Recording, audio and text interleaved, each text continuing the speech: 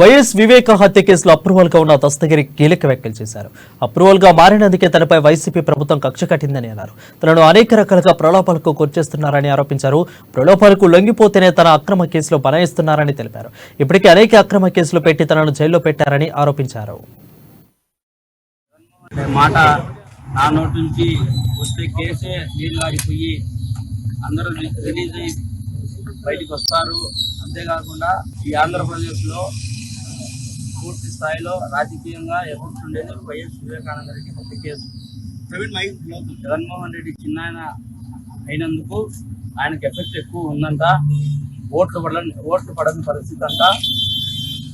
అందువల్ల నాకు డబ్బు ఇచ్చి 20 కోట్ల నుంచి ప్రస్తుతానికి 20 కోట్లు అడ్వాన్స్ కింద పెట్టుకో అని చెప్పి దేవరెడ్డి శివశంకర్ రెడ్డి కొడుకు చైతన్యారెడ్డి అతను జైల్లోకే డాక్టర్ లాగా పేషెంట్లకు పరీక్ష చేసేలాగా పూర్తి స్థాయిలో అతను నన్ను ప్రలోభాలకు గురి చేయడం జరిగింది.